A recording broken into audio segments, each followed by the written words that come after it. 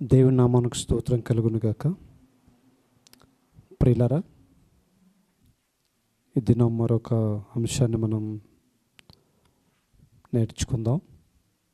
అదేమిటంటే నిజ దేవుణ్ణి తిరస్కరించిన బెల్షస్సర్ అనే అంశాన్ని మనం నేర్చుకుందాం. దానియేలు గ్రంథం 5వ అధ్యాయం మొదటి 2-3 వచనాలు చదువుతాను. రాజగు బెల్షస్సరు తన అధిపతులలో 1000 మందికి గొప్ప విందు చేయించి ఆ 1000 మందితో కలుసుకొని ద్రాక్షరసము త్రాగుచుండెను. బెల్షస్సరు ద్రాక్షరసము త్రాగుచుండగా తానును తన అధిపతులను తన రాజులను తన ఉపపత్నులను వాటితో ద్రాక్షారసము పోసి త్రాగునట్లు తన తండ్రియగు నెబుకద్నెజరు యెరూషలేములోని ఆలయాల్లో నుండి తెచ్చిన వెండి బంగారు పాత్రలను తెమ్మని ఆజ్ఞ ఇచ్చెను.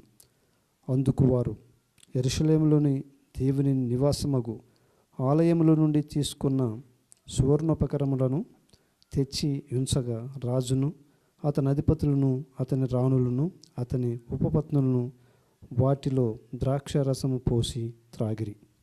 చిన్న ప్రార్థన. ప్రేమ కలిగిన దేవా, పరిశుద్ధుడా, పరమ తండ్రి, నీ ప్రియకుమారుడు మా ప్రాణరక్షకుడు విమోచకుడైన యేసుక్రీస్తు నామమున వందనాలు, స్తుతులు, స్తోత్రాలు చెల్లిస్తున్నాం. దేవుని తండ్రి, సమయంలో నాన్న చదివిన లేఖనాలను విరిచి పంచడానికి నేను యోగ్యుడని కాను, మీరే విరిచి పంచాలని, వింటున్న అనేకులకు మార్పు కలుగునట్లు మీరే మాట్లాడి మహిమ పొందాలని యేసుక్రీస్తు నామమున అడిగి వాక్యంలోనికి వెళ్తున్నాం తండ్రి. ఆమేన్. ప్రియులారా, దేవుని వాక్యము చదవబడింది దానియేలు గ్రంథం 5వ అధ్యాయంలో. ఇక్కడ బెల్షస్సర్ అనే రాజు ఉన్నాడు. ఇతడు నెబుకద్నెజరు కుమారుడైన బెల్షస్సర్ అనే రాజు ఇక్కడ మనం చూస్తూ ఉన్నాం. ఈ రాజు నిజ దేవుడైన ప్రభువుని తిరస్కరించిన సందర్భాన్ని మనం చూడగలుగుతూ ఉన్నాం. ఈ రాజు ఏం చేశాడంటే 1000 మందికి ఒక గొప్ప విందు చేశాడు. తన సమస్థానంలో ఉన్నటువంటి వారికి 1000 మందితో కలుసుకొని ద్రాక్షారసము త్రాగుచుండెను అని రాయబడింది అక్కడ. 1000 మందికి విందు చేసినాడు. అది గొప్ప విందు. ఆ విందులో సమస్థానాధిపతులు, రాజు, రాణులు, ఆ రాజుకున్న ఉపపత్నులు అందరూ ద్రాక్షారసము త్రాగుతూ ఉన్నారు. విందు కారణం ఏంటంటే ఈ బెల్షస్సరు ఆ విందు త్రాగేటటువంటి సమయంలో దేవుని మందిరంలో ఉండేటటువంటి పవిత్రమైన పాత్రలను అపవిత్రపరిచాడు అని ఇక్కడ మనం చూస్తూ ఉన్నాం. విందులో పాల్గొన్నవారు బెల్షస్సరు అధిపతులు, తన యొక్క రాణులు, ఉపపత్నులు వాటిలో ద్రాక్షరసం పోసి త్రాగునట్లు తన తండ్రియగు నెబుకద్నెజరు యెరూషలేములోని ఆలయాలలో నుండి తెచ్చిన వెండి బంగారు పాత్రలను తెమ్మని ఆజ్ఞ ఇచ్చెను అని రాయబడ్డది. తన తండ్రి అయిన నెబుకద్నెజరు యెరూషలేమును కొల్లగొట్టినప్పుడు, యెరూషలేములో నుండి దేవాలయమును పాడు చేసినప్పుడు దేవాలయంలో నుండి సువర్ణోపకరణములను, దేవుని మందిరంలో ఉన్నటువంటి పవిత్రమైన పాత్రలను నెబుకద్నెజరు తీసుకొని రాగలిగినాడు. తన తండ్రి అయిన నెబుకద్నెజరు యెరూషలేం మందిరములో నుండి తీసుకురాబడినటువంటి ఆ వెండి బంగారములతో, సువర్ణోపకరములతో చేయబడినటువంటి ఆ పవిత్రమైన పాత్రలను ఈ విందు సందర్భంగా ఆ పాత్రలను తెమ్మని ఆజ్ఞాపించినాడు.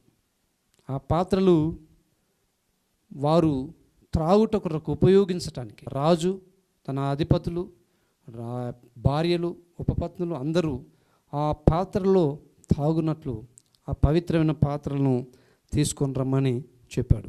అందుకు వారు యెరూషలేములోని దేవుని నివాసమగు ఆలయములో నుండి, దేవుని నివాసమగు ఆలయంలో నుండి తెచ్చినటువంటి ఆ పాత్రలను తీసుకొని రాగా ఆ పాత్రలో ద్రాక్షరసం పోసి వారు త్రాగగలిగినారు.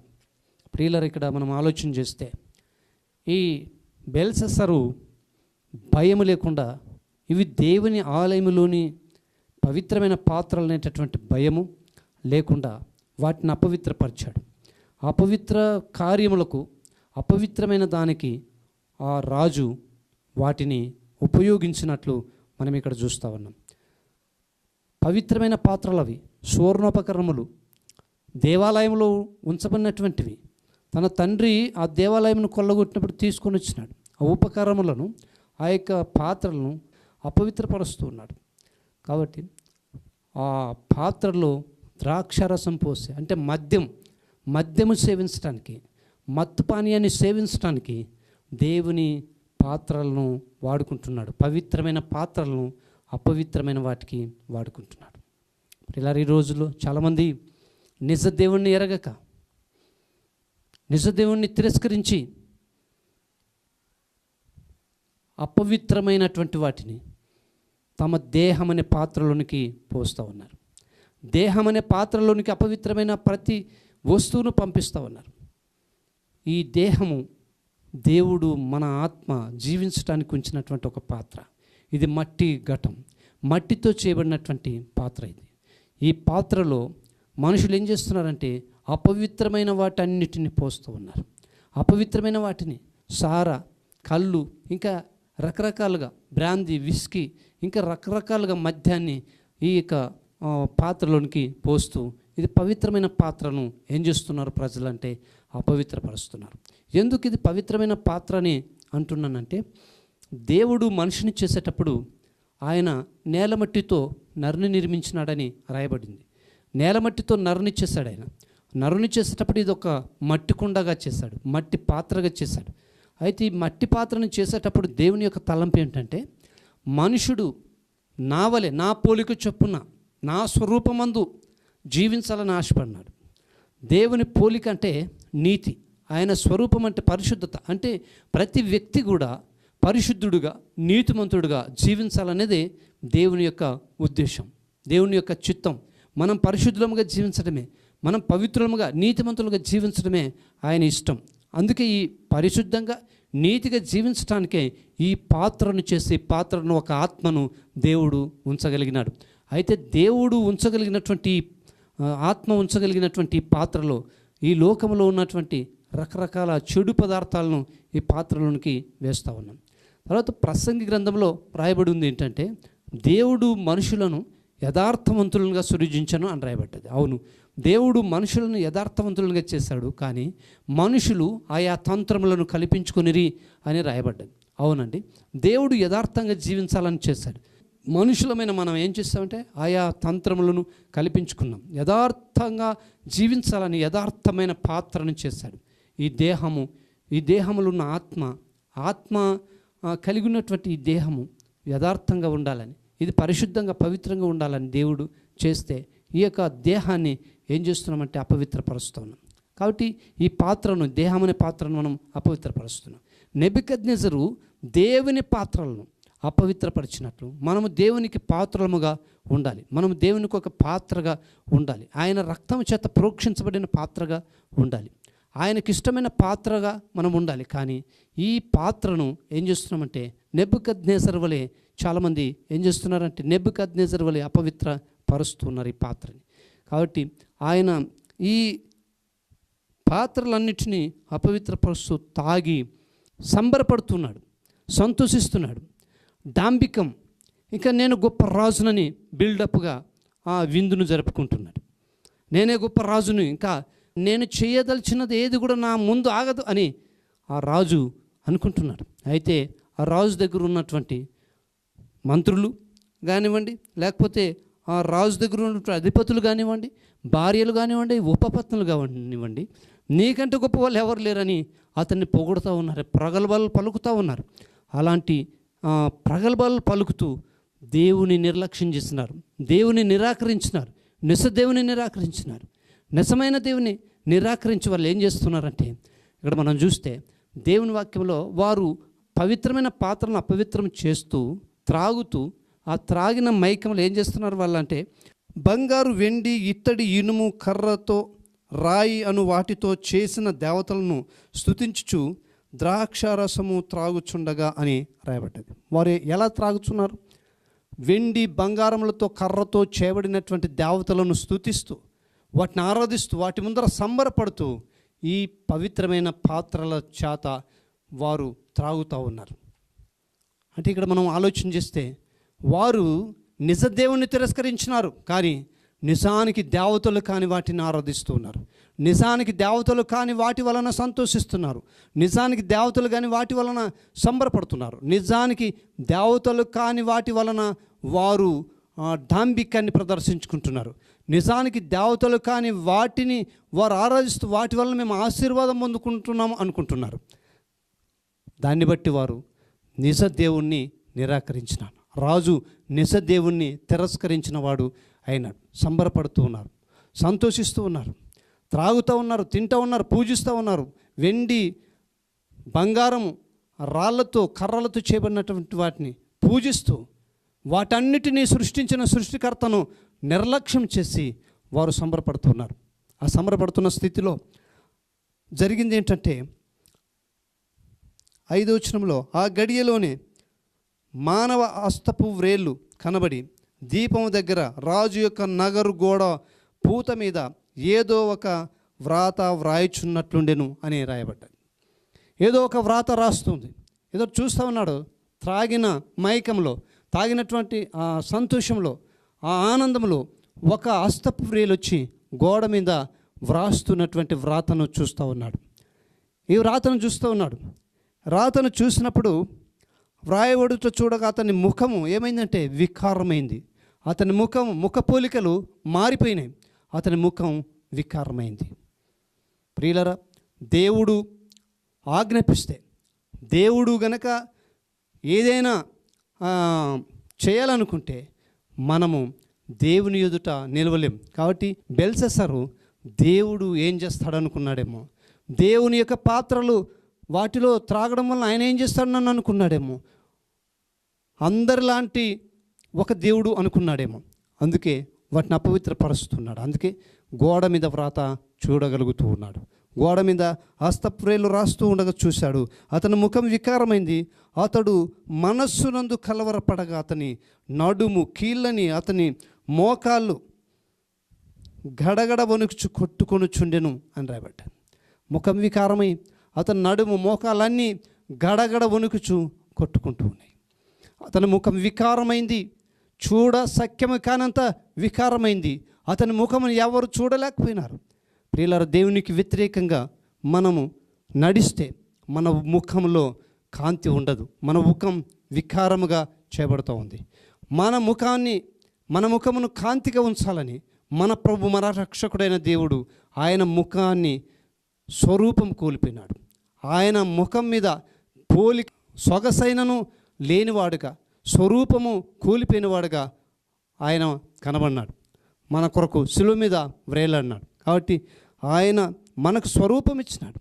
ఈ స్వరూపమును మనం కోల్పోకూడదు. ఈ స్వరూపం, ఆయనే మనకిచ్చిన స్వరూపము, ఆయన మనకిచ్చిన నీతిని మనం కోల్పోవడానికి కారణం ఈ లోకంలో ఉన్నటువంటి కార్యకలాపాలు, లోకంలో ఉన్నటువంటి పాపపు స్థితి, త్రాగుబోతనం, లేకపోతే ఇంకా వ్యభిచారత్వం, లేకపోతే ఇంకా దొంగతనం, మోసం, టక్కర, జూదము, ఇవన్నీ కూడా దేవునికి అపవిత్రమైన కార్యాలు. ఆయన మనల్ని పవిత్రులుగా ఉండాలని, పరిశుద్ధులుగా ఉండాలని చేస్తే మనం ఇలాంటి అపవిత్రమైన కార్యాలను చేస్తూ ఉంటే మన ముఖాలు వికారముగా చేయబడతాయి. మన ముఖాలు చూడసఖ్యము కానంత వికారముగా చేయబడతాయి. ఈ బెల్షస్సర్ రాజు యొక్క ముఖం వికారమైంది. ఎప్పుడైతే ఆ యొక్క వ్రాతను చూశాడో అప్పుడు ఆ ముఖము వికారమై కీళ్ళు, మోకాళ్ళు, నడుములు అన్నీ కదిలి వణికి గడగడ లాడిపోయినాయి. అయితే ఈ నెబుకద్నెజరు గారడి వాళ్ళను, విద్వాంసులను, ఇంకా అనేకులను పిలిపించినాడు. ఎవరైనా ఆ రాత చెప్పగలుగుతారని, ఎవరైనా రాతకున్నటువంటి అర్థాన్ని ఎవరైనా చెప్పగలుగుతారని అందరినీ పిలిపించినాడు. గారడి వారిని పిలిపించినాడు, జ్యోతిష్యులను పిలిపించినాడు, ఇంకా రకరకాలుగా పిలిపించినాడు. కానీ ఎవరు ఆ రాతను చదవలేకపోయినారు. ఎవరు ఆ రాతకు అర్థము చెప్పలేకపోయినారు. ముఖ్యంగా వారికి ఆ రాతను చదవడానికే రానప్పుడు అర్థమేం చెప్తారు? అర్థం చెప్పలేరు. ఎందుకంటే రాతను చదవడానికి వారికి వీలు కాలేదు. ఆ వ్రాతనే వారికి అర్థం కాలేదు. ఏదో వ్రాసినట్టుంది, వారికి ఏమీ అర్థం కాలేదు. కాబట్టి ఎవరు ఏమి చెప్పలేకపోయినారు. ఎవరు ఏమి చెప్పలేకపోయినప్పుడు ఈ బెల్షస్సర్ రాజు ఇంకా భయానికి గురైనాడు. నేను చనిపోతానేమనేటువంటి భయముతో ఉన్నాడు. అయితే ఇక బెల్షస్సర్ రాజు భయానికి గురైనప్పుడు 10వ వచనంలో మనం చదివితే, రాజునకును అతని అధిపతులకును జరిగిన సంగతి రాని తెలుసుకొని విందు గృహమునకు వచ్చి ఇట్లనను, రాజు చిరకాలము జీవించును గాక, నీ తలంపు నిన్ను కలవరపరచనీయకము, నీ మనస్సు నిబ్బరముగా ఉండనిమ్ము. నీ రాజ్యంలో ఒక మనుషుడున్నాడు, అతడు పరిశుద్ధ దేవతల ఆత్మగలవాడు అని చెప్పింది. భయపడొద్దు. ఒక ఆయన ఉన్నాడు, ఒక మనుషుడున్నాడు, పరిశుద్ధ దేవతల ఆత్మను కలిగిన వాడు ఒకడున్నాడు. అతడు గనక వస్తే, అతన్ని గనక పిలిపిస్తే, అతడు నీ ఇక్కడ వ్రాయబడిన వ్రాతను చెప్పగలుగుతాడు, ఆ వ్రాతకున్నటువంటి అర్థాన్ని కూడా చెప్పగలుగుతాడు అని చెప్పింది. ఆ మనుషుడు ఎవరంటే దానియేలు. ఆ మనుషుడు దానియేలు. అప్పుడు దానియేలును పిలిపించినారు. దానియేలు పిలిపించి ఇలా అంటున్నాడు. ఏమంటున్నాడంటే, దానియేలు పిలిపించి రాజు ఇట్లా అన్నాడు 15వ వచనంలో, ఈ వ్రాత చదివి దాని భావము తెలియజెప్పవలనని జ్ఞానులను గారడి గలవారిని పిలిపించితిని కానీ వారు ఈ సంగతి యొక్క భావమును తెలపలేక పోయిరి. అంతర్భావం వలన బయలుపరచుటకును కఠినమైన ప్రశ్నలకు ఉత్తరమిచ్చుటకును నీవు సమర్థుడవని నిన్ను గూర్చి వినియున్నాను గనుక ఈ వ్రాతను చదువుటకును దాని భావమును తెలియజెప్పుటకును నీకు సఖ్యమైన ఎడల నీవు ఉదారంగు వస్త్రము కట్టుకొని మెడను సువర్ణ కంఠభూషణము ధరించుకొని రాజ్యంలో 3వ అధిపతిగా ఏలుదువు అని చెప్పాడు. 3వ అధిపతి అవుతావు నువ్వు. ఈ కళలు చెప్పడానికి, ఈ రాతను చదవడానికి, ఈ రాతను చెప్పడానికి నువ్వే సమర్థుడు అని విన్నాను. కాబట్టి నువ్వు దీన్ని చెప్పినట్టయితే నువ్వు ఉదారంగు వస్త్రం ధరించి నీ మెడకు సువర్ణ కంఠభూషణం పెట్టుకొని 3వ రాజు అవుతావు అని చెప్పినప్పుడు దానియేలు అన్నాడు, నీవు అవన్నీ నాకు అవసరం లేదు, నీ రాజరికం కూడా నాకు అవసరం లేదు, నాకు దేవుడు బయలుపరిచింది నేను నీకు చెబుతాను అన్నాడు. ప్రియులారా, ఇక్కడ మనం ఒకసారి ఆలోచన చేస్తే, మనం ఏదైనా చేయగలిగితే మనల్ని చెప్పుకుంటాం, నేను చేశాననేటటువంటి ఫీలింగ్తో ఉంటాం, నేను చేయగలిగినాననేటువంటి ఫీలింగ్తో ఉంటాం. కానీ ఇక్కడ దానియేలు గారు ఏమంటున్నాడంటే, దేవుడు చేస్తాడు, దేవుడు చెప్పగలుగుతాడు అని దేవుణ్ణి ముందు పెడుతూ ఉన్నాడు. అందుకే దానియేలు ఇట్లా అన్నాడు, నీవు నీ దానములు నీ యొద్ద ఉంచుకొనుము, నీ బహుమానములు మరి ఎవరికైనా ఇమ్ము. అయితే నేను ఈ వ్రాతను చదివి దాని భావమును రాజునకు తెలియజెప్పేదను. రాజా చిత్తగించు, మహోన్నతుడగు దేవుడు మహర్దశను, రాజ్యమును, ప్రభావమును, ఘనతను నీ తండ్రి నెబుకద్నెజరుకు ఇచ్చెను అని చెబుతున్నాడు. మహోన్నతుడైన దేవుడే దీనికి ఈ రాతను తెలియజేయాలి. ఆ మహోన్నతుడైన దేవుడే ఈ రాతకు అర్థం చెప్పాలి. ఆ దేవుడు నాకు బయలుపరుస్తేనే నేను నీకు చెప్తాను, నీ దానములు నీ యొద్దనే ఉండని అని దానియేలు చెప్తున్నాడు. చెప్పి నీ తండ్రికి రాజ్యం ఇచ్చినాడు దేవుడు, నీ తండ్రిని గొప్పవాణ్ణి చేశాడు. నీ తండ్రిని గొప్పవాణ్ణి చేసినప్పుడు నీ తండ్రి ఒక ప్రతిమను చేయటం వలన తాను గర్వించిన వాడై ఆ గర్వం చేత 7 కాలాలు గడ్డి మేసినటువంటి స్థితి అనుభవించినాడు. గడ్డి మేస్తావని దేవుడు చెప్పాడు, నీ తండ్రి 7 కాలాలు గడ్డి మేశాడు. అది నీకు తెలిసి కూడా నువ్వు దేవునికి భయపడకపోతివి, అది నీకు తెలిసి కూడా నువ్వు దేవుణ్ణి నమ్మకపోతివి, అది నీకు తెలిసి కూడా నువ్వు దేవుణ్ణి హెచ్చించకపోతివి, అది నీకు తెలిసి కూడా నువ్వు దేవునికి లోబడకపోతివి అని రాజుని దానియేలు గద్దిస్తూ ఉన్నాడు. ప్రియులారా, మన విశ్వాస జీవితంలో, మన సేవ జీవితంలో ఎవరైనా మనం ఇలాంటి స్థితిలో ఉన్న వారిని గద్దించగలుగుతామా అంటే గద్దించలేము. తొందరగా వారిని ఇంకా బలపరచడానికి ప్రోత్సహిస్తాం, కానీ ఇంకా ఈ లోకంలో చేసే కార్యాలకు ప్రోత్సహిస్తారు, కానీ వారిని గద్దించి సరిచేసే స్థితిలో ఉండరు. అయితే దానియేలు భక్తుడు ఏం చేస్తున్నాడు? గద్దిస్తూ ఉన్నాడు. నీ తండ్రిని కూడా దేవుడు ఇలాగే చేస్తాడు. నీ తండ్రి కూడా నీలాగే గర్వించుకున్నప్పుడు నీ తండ్రిని కూడా గడ్డి మేసే స్థితిలోనికి పంపించినాడు. 7 కాలాలు నీ తండ్రి గడ్డి మేసినాడు.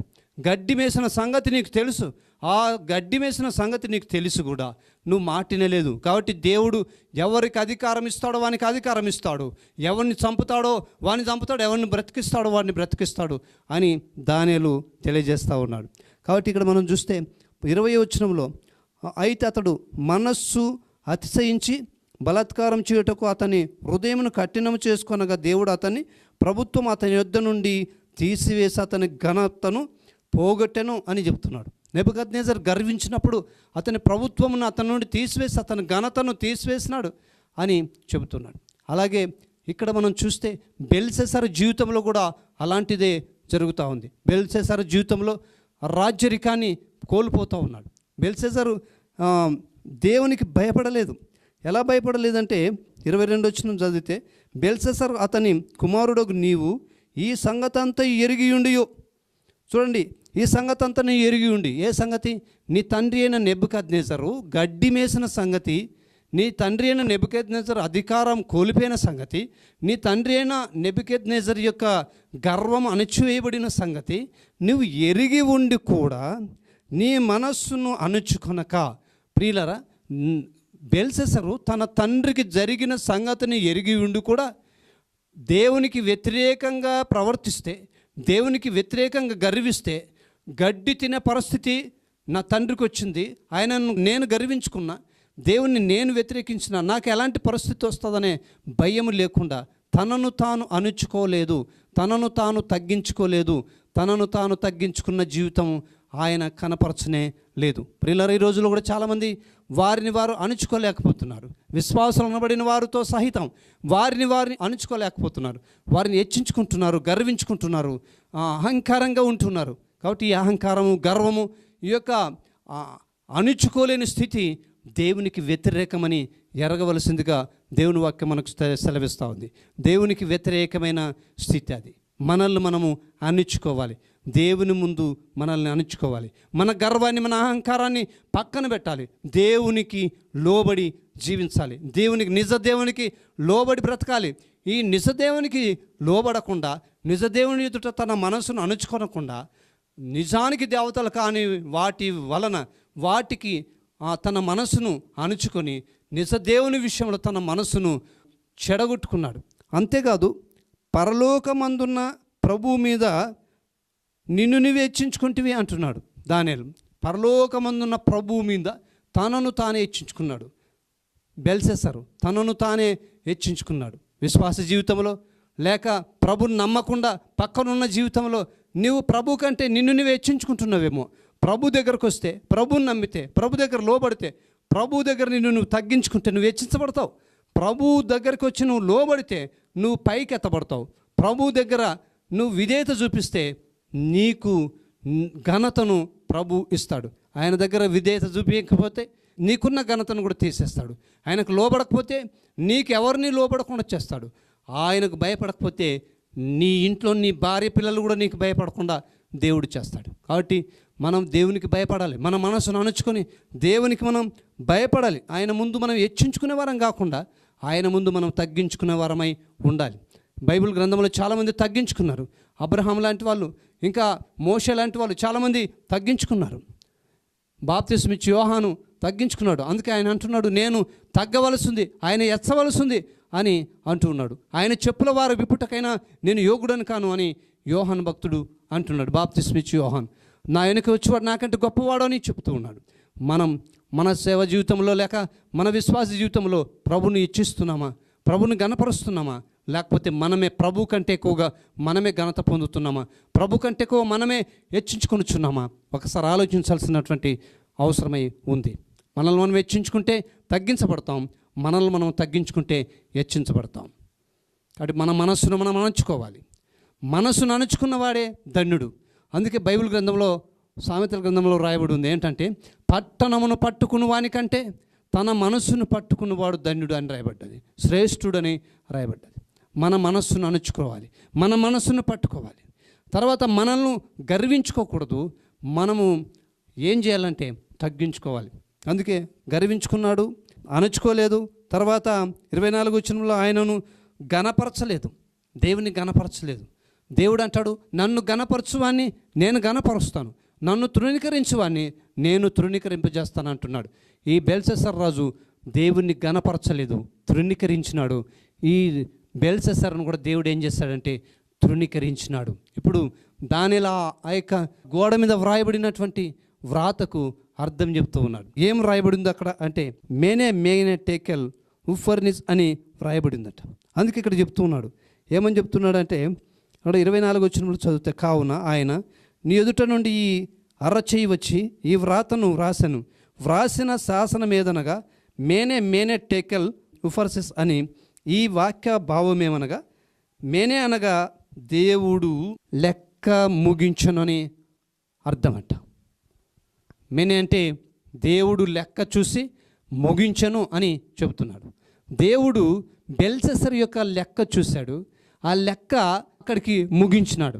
బెల్షస్సర్కు ఎంతవరకు రాజరికం దేవుని యొక్క గ్రంథములు లిఖితమైందో, ఎంతవరకు అతడు బ్రతకడం లిఖితమైందో ఆ లెక్క చూశాడేమో, ఆ లెక్కను దేవుడు ఏం చేశాడంటే ముగించినాడు. ప్రియ సోదరి సోదరుడా, విశ్వాస జీవితంలో ఉన్న మనం, లేకపోతే ప్రభుని నమ్మకుండా ప్రభుని వ్యతిరేకిస్తూ జీవిస్తున్న మీరు ఒక్కరోజు లెక్క చెప్పాల్సినటువంటి అవసరమై ఉంది. ఒకరోజు ఆయన లెక్క చూస్తాడు, లెక్క చూసి ముగిస్తాడు, లెక్క అడుగుతాడు. మనము బ్రతికిన వారి వలె ఆయన ముందు, ఆయన సింహాసనం ఎదుట నిలబడాలి. అక్కడ మనం లెక్క చెప్పాలి. అవి ఈ శరీరముతో అనగా ఈ దేహముతో జరిగించిన మంచి కార్యాలే కానీ చెడ్డ కార్యాలే కానీ లెక్క చెప్పాల్సినటువంటి వారమై ఉన్నాం. ప్రియా దేవుని బిడ్డలారా, విశ్వాసులారా, ఆలోచించండి. మనం ఇంకా అధికంగా లెక్క చెప్పాల్సినటువంటి వారం ఉన్నాం. ప్రభువుకు లెక్క చెప్పాల్సినటువంటి జీవితం మనం కలిగి ఉన్నాం. ప్రభువుకు లెక్క చెప్పాలి. లెక్క చూసి ఆయన ముగించనని రాయబడ్డది. ఒకవేళ మన లెక్క చూసినప్పుడు మన లెక్క తక్కువగా ఉంటే ఆయన ఏం చేస్తాడంటే ముగిస్తాడు. కాబట్టి మన లెక్క, ఆయన లెక్క అడిగేటప్పుడు ఆయన ఎదుట మనం నిలిచి ధైర్యంగా నిలబడే స్తోమత కలిగిన వారంగా ఉండాలి. తర్వాత రెండవదిగా మనం చూస్తే ఆయన టెకెల్ అనగా త్రాసులో తూచను అని అర్థమని. త్రాచులో తూచాడు. ఆయన నీతి క్రియలు అసత్య క్రియలు అన్నిటినీ త్రాసులో తూశాడు. ప్రియులారా, దేవుని దగ్గర ఒక త్రాసు ఉంది. త్రాసు అనగా తక్కెడ, లేకపోతే కాట, తూకం. ఈ యొక్క త్రాసు దేవుని దగ్గర ఉంది. ఆయన మనం త్రాసులో తూస్తాడు. త్రాసులో ఆయన తూసినప్పుడు మనం తూకము తక్కువ వస్తే ఆయన తీసి విసర్జిస్తాడు. విసర్జించినప్పుడు మనం ఎక్కడికి వెళ్తామంటే నాశనానికే వెళ్తాం, పాతాళంలో పడతాం. కాబట్టి మనం ఆయనకు లెక్క చెప్పేవారమే ఉన్నామనే భయం చేత బ్రతకాలి. మనల్ని ఆయన లెక్క అడుగుతాడనే భయం చేత బ్రతకాలి. ఆయన తెక్కడతో తూకమేస్తాడనే భయం చేత మనం బ్రతకాలి. విశ్వాసులమైన మనం, నమ్మని వారు ఆయన తెక్కడతో తూకమేస్తారనే భయం చేత యేసుప్రభువుని నమ్మి పాపక్షమాపణ పొంది రక్షణ పొంది పరిశుద్ధులుగా మార్చబడి పరలోకము చేరాలి. తర్వాత ఫేరెస్ అనగా రాజ్యము నీ యొద్ద నుండి తొలగిపోయినని చెబుతున్నాడు. తొలగించి శత్రువులకు ఇస్తున్నాడు, వేరే వాళ్ళకి ఇస్తున్నాడు, ఆ పక్కటి వారికి పరాయి వాళ్ళకి ఇస్తూ ఉన్నాడు ఆ రాజ్యాన్ని ఇక్కడ నుంచి తొలగించి. కాబట్టి మనం దేవునికి వ్యతిరేకంగా జీవించినట్టయితే, అపవిత్రమైన కార్యాలు చేస్తూ జీవించినట్టయితే మనం లెక్క అడుగుతాడు, తూస్తాడు. మనకున్న అధికారాన్ని ఆయన తీసివేస్తాడు. ఏమిటి అధికారం మనకుంది? విశ్వాసులు అనబడిన మనకు మంచి అధికారం ఇచ్చినాడు ఆయన. ఏమిటి అధికారం అంటే యోహాను సువార్త 1వ అధ్యాయంలో 12వ వచనంలో రాయబడ్డది. ఆయన నామమందు విశ్వాసం ఉంచిన వారికి అనగా తన నామమందు విశ్వాసం ఉంచిన వారికి దేవుని పిల్లలగుటకు అధికారం అనుగ్రహించను అని వ్రాయబడ్డది. కాబట్టి ఆయన నామముల విశ్వాసం ఉంచిన మనకు దేవుని పిల్లలమనే అధికారం ఇచ్చినాడు. మనము గనక వ్యతిరేకంగా జీవించినట్టయితే ఇలాంటి అధికారాలు కొన్ని తగ్గించబడతావని దేవుని వాక్యం సెలవిస్తూ ఉంది. అధికారాన్ని తీసేసినాడు, బెల్షస్సర్ నుండి తీసేసినాడు. ఎందుకు? గర్వించినాడు, అపవిత్రమైన కార్యాలు చేస్తాడు, దేవుని పవిత్రమైన పాత్రను అపవిత్రపరిచాడు. కాబట్టి మనం దేవుని పవిత్రమైన పాత్రగా జీవించాలి. ఈ పవిత్రమైన పాత్రను అపవిత్రపరచకూడదని దేవుని వాక్యం చెప్తుంది. కాబట్టి అపవిత్రమైన కార్యాలు చేస్తే ఈ పాత్రను అపవిత్రపరిచి దేవుని లెక్కలో నిలబడకుండా ఆయన ఎదుట మనము ధైర్యంగా నిలబడడానికి ఈ యొక్క పాత్రను అపవిత్రపరచకుండా పవిత్రంగా ఉంచుకుందాం. దేవుడు మనల్ని దీవిస్తాడు, ఆశీర్వదిస్తాడు. నమ్మనివారు యేసుప్రభుని నమ్మండి. యేసుప్రభుని తిరస్కరిస్తే ఆయన మేమును కూడా తిరస్కరిస్తాడు. యేసే మార్గం కనుక యేసుని నమ్మండి, పాపక్షమాపణ పొంది పరలోకం ఇచ్చారండి. దేవుడి కృప మీకు దయచేయను గాక. ప్రార్థన. ప్రేమ కలిగిన దేవా, పరిశుద్ధుడా, పరమ తండ్రి, నీ ప్రియకుమారుడు, మా ప్రాణరక్షకుడు, విమోచకుడైన యేసుక్రీస్తు నామమున వందనాలు, స్తుతులు, స్తోత్రం చెల్లిస్తున్నాం. ఈ సమయంలో చెప్పబడిన మాటలు వృధా కాకుండా విన్నవారిలో ఫలింపజేయుటకు మీ కృప ధారాళంగా దయచేయమని, మేలు చేయమని యేసుక్రీస్తును అడిగి ప్రార్థించి వేడుకొంచున్నాం తండ్రి. ఆమేన్.